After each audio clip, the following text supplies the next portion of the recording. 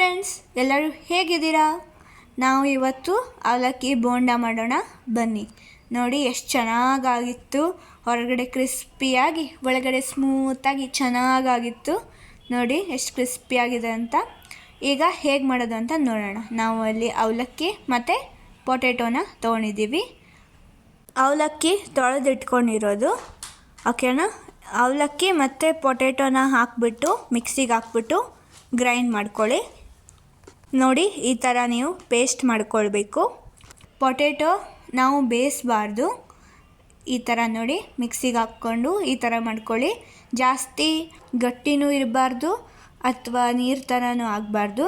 ನಾವು ಇಲ್ಲಿ ಈರುಳ್ಳಿ, ಕೊತ್ತಂಬರಿ ಸೊಪ್ಪು ಮತ್ತು ಜೀರಿಗೆನ ತೊಗೊಂಡಿದ್ದೀವಿ. ಇದನ್ನ ನೀವು ಆ ಬ್ಯಾಟರ್ಗೆ ಹಾಕಿಬಿಟ್ಟು ಮಿಕ್ಸ್ ಮಾಡ್ಕೊಳ್ಳಿ ಚೆನ್ನಾಗಿ. ನೋಡಿ ಎಲ್ಲದೂ ಹಾಕ್ಕೊಂಡು ಮಿಕ್ಸ್ ಮಾಡ್ಕೊಳ್ಳಿ. ಆಮೇಲೆ ನೀವು ಇದಕ್ಕೆ ರುಚಿಗೆ ತಕ್ಕಷ್ಟು ಉಪ್ಪನ್ನು ಸೇರಿಸ್ಕೊಳ್ಳಿ. ಇದು ತುಂಬ ಈಸಿ ಮತ್ತು ಟೇಸ್ಟಿ ರೆಸಿಪಿ ಅಂತಲೇ ಹೇಳಬಹುದು. ಈಸಿ ಸಹ. ನೀವು ಇದಕ್ಕೆ ಚಿಲ್ಲಿ ಫ್ಲೇಕ್ಸ್ ಅಥವಾ ಖಾರದ ಪುಡಿನೂ ಹಾಕಬಹುದು. ನೋಡಿ ಈ ಥರ ನಾನು ಇಲ್ಲಿ ಚಿಲ್ಲಿ ಫ್ಲೇಕ್ಸ್ ಹಾಕ್ಕೊಳ್ತಾ ಇದ್ದೀನಿ. ಈ ಥರ ನೋಡ್ಕೊಳ್ಳಿ.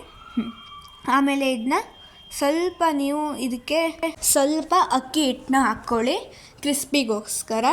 ಆಮೇಲೆ ಇದನ್ನ ಚೆನ್ನಾಗಿ ಮಿಕ್ಸ್ ಮಾಡ್ಕೊಳ್ಳಿ ಈ ಥರ, ಓಕೆನಾ.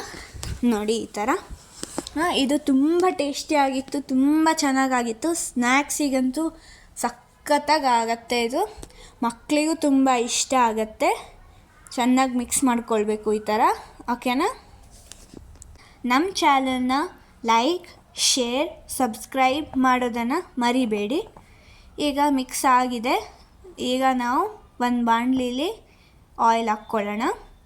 ಆಮೇಲೆ ನಾವು ಇದನ್ನ ಫ್ರೈ ಮಾಡೋಕ್ಕೆ ಶುರು ಮಾಡೋಣ.